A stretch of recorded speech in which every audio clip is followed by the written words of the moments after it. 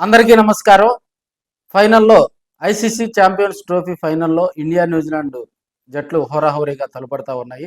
మనకి వారు 251 టార్గెట్‌గా కూడా న్యూజిలాండ్ టీం మనకి బ్యాటింగ్ టార్గెట్‌గా కూడా ఇచ్చింది. అయితే మనోళ్ళు కూడా దానికి సిద్ధమయ్యారు.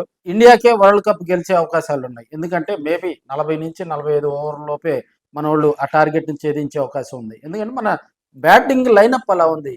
గిల్ గాని, రోహిత్ శర్మ గాని, విరాట్ కోహ్లీ గాని, తర్వాత శ్రేయస్ అయ్యర్ గాని, మనకి next wicket keeper Axar Patel all rounder ఉన్నాడు. Axar Patel left hand spin bowler come all rounder. తర్వాత మనకి కేఎల్ రాహుల్ ఉన్నాడు కీపర్గా.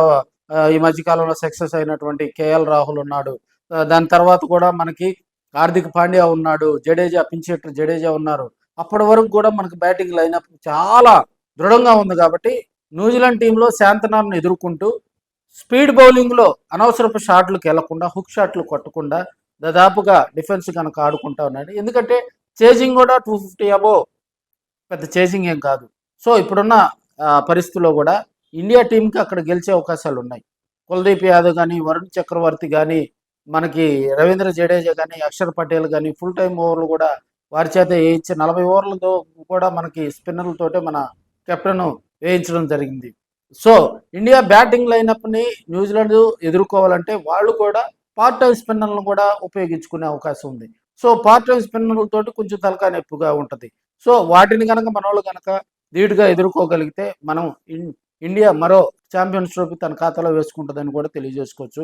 ఇప్పుడున్న గణాంకాలు, ఇప్పుడున్న బ్యాటింగ్ లైనప్, ఇప్పుడున్నటువంటి ఇండియా పర్ఫార్మెన్స్ కనుక చూస్తే మేబీ 42 to 48 అవర్స్ లోపే మనం విజయ అవకాశాలు ఎక్కువగా కూడా ఉన్నాయి. ఎందుకంటే కోహ్లీ తొందరపడటం లేదు. అదేవిధంగా కేఎల్ రాహుల్ కూడా స్టాండర్డ్ ఇస్తున్నారు.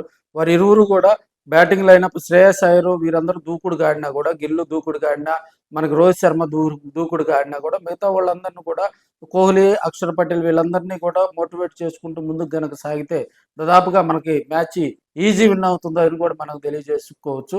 మరో ఇండియా ఖాతాలో మరో వరల్డ్ ఛాంపియన్స్ ట్రోఫీ కూడా చేరుక కానుందని కూడా మనం తెలియజేసుకుంటున్నాం. మనం ముందే చెప్తున్నాము, భారతదేశం ఖచ్చితంగా ఐసీసీ ఛాంపియన్ ట్రోఫీ కొడుతుందని చెప్తున్నాం. అదే నిజమవుతుందని కూడా తెలియజేసుకుంటున్నాం.